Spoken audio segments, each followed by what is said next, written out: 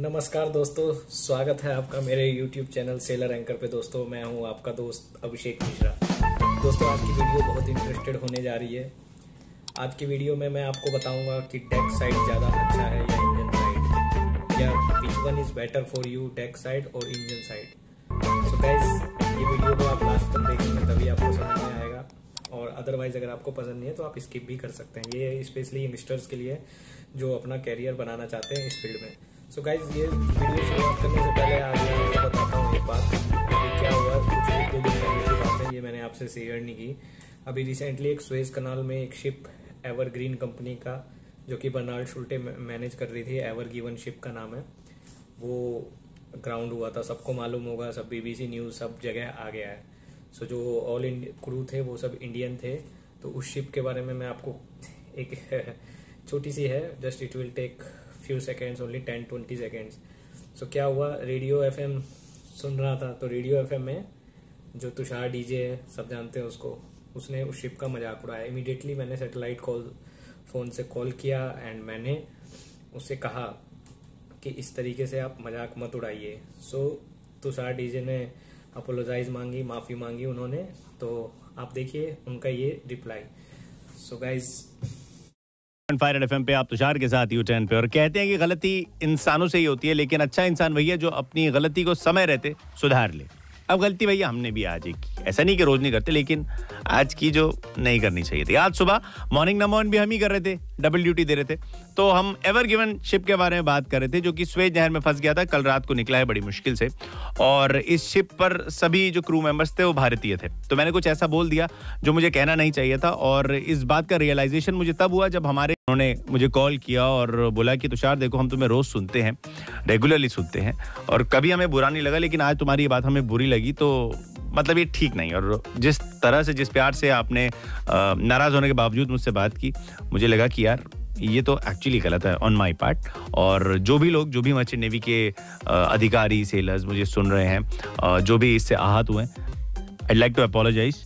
आपको जो बात बुरी लगी उसके लिए I really regret, we are really proud of you. इस बात में कोई शक नहीं कि हिंदुस्तान के सेलर्स जो हैं, they are the finest in the world. और अपने घर से वैसे भी दूर रहना, मतलब 2 दिन के लिए हम घर से दूर हो जाएं तो अजीब सा लगता है। ये लोग महीनों अपने घर, परिवार, बच्चों से दूर रहते हैं। It's a tough job. कोई पैसा कितना भी हो दुनिया का, परिवार के साथ बिताए हुए टाइम की भरपाई कर नहीं सकता, और आप लोग एक बहुत बड़ी जिम्मेदारी निभाते हैं जो डायरेक्टली हमारी life. So it's happen like that only. So guys मैं आगे बताना चाहूँगा आपको।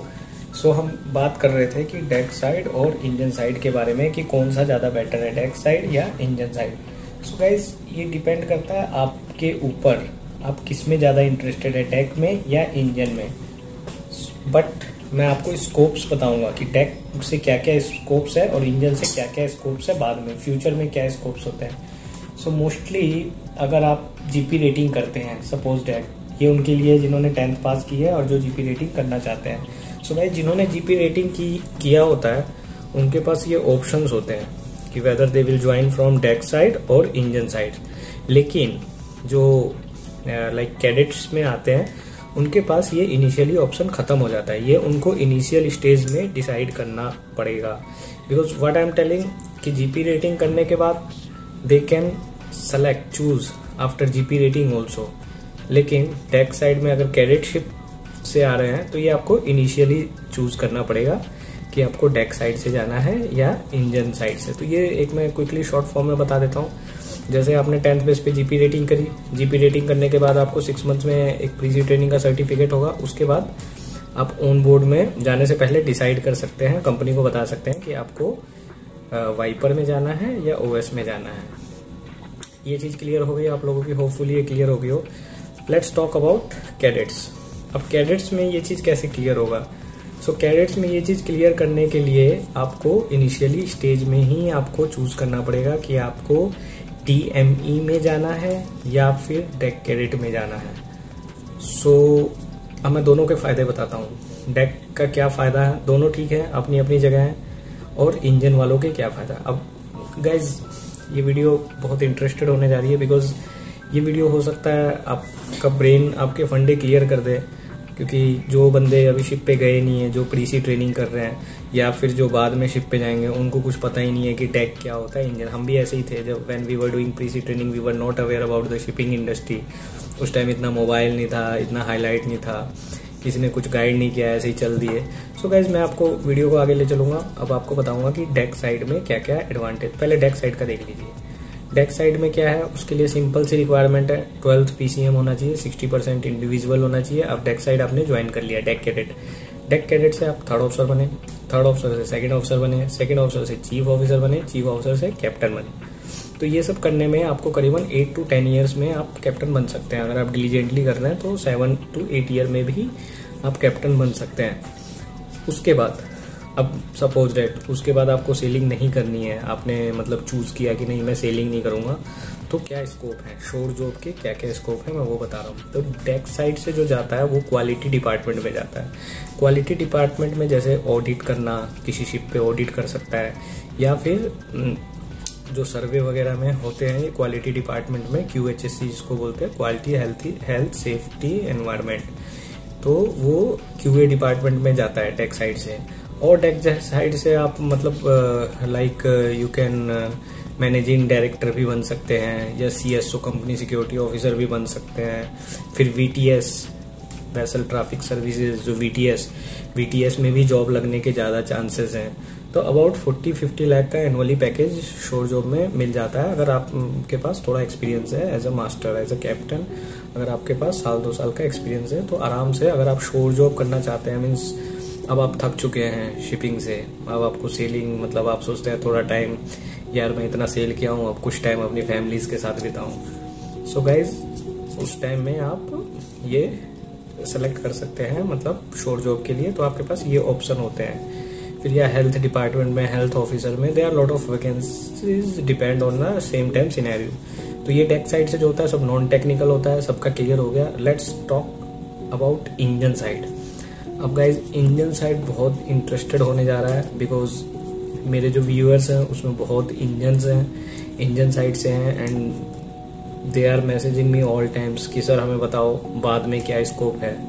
सो गाइज इंजन साइड से सबसे पहले मैं आपको क्लियर कर दूं, इंजन साइड जाने के 2 तरीके हैं। एक तो सीधे BE मरीन इंजीनियरिंग, जो 4 ईयर का मैरी कॉलेज, या फिर और अदर कॉलेजेस होता है, because I think best is the Mary college, जो 4 ईयर मरीन इंजीनियरिंग कराता है, जो कि कोलकाता में है। दैट कॉलेज DMET इसका नाम था पहले। That is very good college, there is no doubt. So first of all जिनका मैरी में सिलेक्शन हुआ है उनको मेरी तरफ से congratulations, definitely they will become chief engineer one day, that my blessings with them. So guys मैं अब आगे बढ़ाऊंगा इंजन साइड से क्या क्या स्कोप है। तो सपोज डेट आपने 12th की, 12th के बाद आपने 4 ईयर मरीन इंजीनियरिंग की, उसके बाद फिर आपने अपना कैरियर स्टार्ट किया, आपने TME में ज्वाइन किया। TME के बाद फिर आप 3rd इंजीनियर बने, नहीं TME के बाद 4th इंजीनियर बने, फिर 3rd इंजीनियर बने, फिर 2nd इंजीनियर बने, फिर चीफ इंजीनियर बने। तो चीफ इंजीनियर बनते बनते आपको इट टुक्स ऑलमोस्ट 15 ईयर्स और 13 ईयर्स। 13 ईयर्स तो गाइस मिनिमम लग जाते हैं, बिकॉज 4 ईयर की तो मरीन इंजीनियरिंग ही होती है, तो 4 साल तो वहीं लग गए आपको। उसके बाद फिर स्टेप बाय स्टेप करते, फिर शिप से आए गए करते करते 13 ईयर में आप चीफ इंजीनियर बन जाते हैं। But guys there lot of scope from engine side. एक बार आपने चीफ इंजीनियर में सेलिंग की, उसके बाद आप रिटायर होना चाहते हैं, तो इंजन साइड से बहुत स्कोप है। लाइक मैं कुछ जॉब्स के नाम बताना चाहूँगा, जैसे सर्वे में भी घुस सकते हैं आप। ये जो क्लास सर्वेयर होते हैं, लाइक DNVGL हो गया, IRS क्लास हो गया, जो इंडियन रजिस्टर्ड ऑफ शिपिंग्स के होते हैं, तो उसके थ्रू आप क्लास सर्वेयर भी बन सकते हैं। या फिर आप सुपरिटेंडेंट बन सकते हैं, टेक्निकल सुपरिटेंडेंट, हर शिप के टेक्निकल सुपरिटेंडेंट होते हैं, वो भी बन सकते हैं। उसके अलावा अदर देन शिपिंग के अलावा भी आपको अपॉर्चुनिटीज़ मिलती है, क्योंकि आपको नॉलेज होती है, तो आप आराम से इजीली आपको जॉब लग सकती है। इंजन साइड से ये काफ़ी सारे स्कोप हैं और बहुत एडवांटेजेस भी हैं। But the thing is that वही है, इंजन साइड से टाइम बहुत लगता है, एंड इंजन साइड से आपको इंजन रूम में काम करना पड़ता है, तो हर चीज़ का एडवांटेज और डिसएडवांटेज दोनों है। सो गाइस ये आपका फंडा क्लियर हो गया, मैंने शॉर्ट में बताया। इंजन साइड से बहुत सारे एडवांटेजेस है। इंजन साइड से दूसरा तरीका जाने का ये है कि आप 4 ईयर की मैकेनिकल इंजीनियरिंग करो। जैसे सपोज डेट आपने 4 ईयर की मैकेनिकल इंजीनियरिंग करी, उसके बाद then again you have to redo 1 year GME course, graduate mechanical engineering course.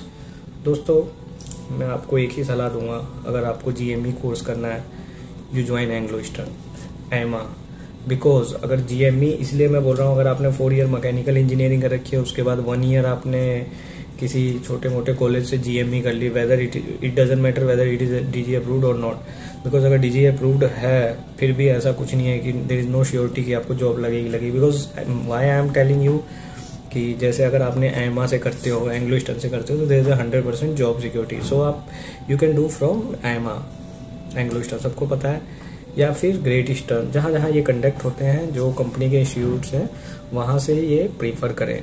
सो ये भी कर सकते हैं। एंड यहाँ पे एक एडवांटेज है, देखो जिसने 4 ईयर की मरीन इंजीनियरिंग करी है उसको तो वो मरीन इंजीनियरिंग स्पेशलिस्ट है, बट जिन्होंने मैकेनिकल इंजीनियरिंग करी है तो उनको ये एडवांटेज होता है कि उनको मैकेनिकल इंजीनियरिंग में भी मतलब कहीं पर जा सकते हैं, किसी मान लो किसी कंपनी में GM वगैरह की पोस्ट पे वैकेंसी निकली है तो आराम से उसमें अप्लाई कर सकते हैं। उसके अलावा रिसर्च वेसल, साइंटिस्ट वेसल, फिर there are lot of things. So guys hopefully आपके ये फंडे क्लियर हुए होंगे। मैंने बहुत शॉर्ट में ये वीडियो बनाई है, बिकॉज अगर इस पे टॉपिक करें तो ये वीडियो मोर देन 1 आवर भी हो सकती है। सो गाइज इसके लिए मैंने ये बहुत शॉर्ट में बनाई है। मैं नेक्स्ट टाइम में आपको वर्क बताऊंगा विद फोटो कि डेक साइड से क्या काम होता है, क्या इंजन साइड से क्या काम होता है, ABs की क्या रिस्पॉन्सिबिलिटी होती है, OS की क्या रिस्पॉन्सिबिलिटी होती है, थर्ड ऑफिसर की क्या है, सेकंड ऑफिसर की क्या है, आखिर ये इस जॉब में काम क्या होता है। बहुतों को तो पता ही नहीं है कि काम भी करना होता है सीधे कहीं पे प्रीसी ट्रेनिंग में इंस्टीट्यूट में एडमिशन ले लिया, व्हाइट शर्ट ब्लैक पैंट पहन के घूमते हैं, सोचते हैं कि this is a white collar job. Guys ऐसा नहीं है, काम आपको करना पड़ेगा। इनिशियली स्टेज में बहुत काम करना पड़ेगा। इट्स अ चैलेंजिंग जॉब, इतना इजी नहीं है। अगर इतना इजी होता तो फिर बात ही क्या थी। हर चीज़ इजीली से नहीं मिल जाती है, but definitely you will success one day. Just keep my words if you have good attitude. So guys एक बात और कहना चाहूँगा, हाँ आप लोग मुझे मैसेज करते हैं कमेंट्स में, बहुत अच्छा लगता है। लोग बोलते हैं सर इस पे वीडियो बनाइए, उस पे वीडियो बनाइए। Definitely I will make on it. And आप लोग मुझे फीडबैक देते रहिए। इंस्टाग्राम का भी लिंक मैंने डाल ही रखा है इसमें, आप कहीं से भी आप लोग देते रहिए। एंड मेरी हर वीडियो में मैं एक सवाल पूछूंगा। इस वीडियो में तो मैंने पूछा नहीं, because next time onwards video में एक एक क्वेश्चन पूछूंगा, so you will get some ideas. So guys anything else, चलिए be safe, good luck, good bye.